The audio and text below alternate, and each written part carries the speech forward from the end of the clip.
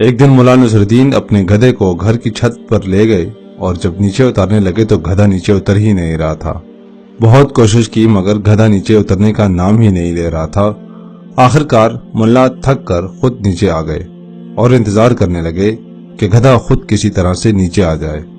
کچھ دیر گزرنے کے بعد ملا نے محسوس کیا کہ گدھا چھت کو لاتوں سے توڑنے کی کوشش کر رہا ہے۔ ملا پریشان ہو گئے کہ چھت تو بہت نازک ہے، اتنی مضبوط نہیں کہ اس کی لاتوں کو سہ سکے۔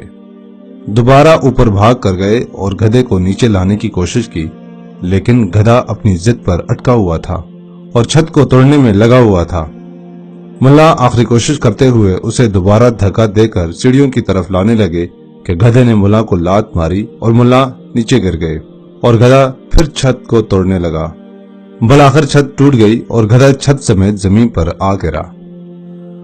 ملا کافی دیر تک اس واقعے پر غور کرتا رہا اور پھر خود سے کہا کہ کبھی بھی گدھے کو مقام بالا پر نہیں لے جانا چاہیے۔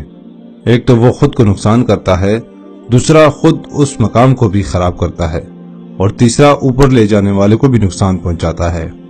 ہم لوگ نااہل گدھوں کو مقام بلند پر بٹھاتے ہیں اور انہیں بڑے بڑے القابات دیتے ہیں، پھر یہ گدھے ہم کو ہی نیچے پھینک دیتے ہیں اور اس منصب کو بھی خراب کرتے ہیں۔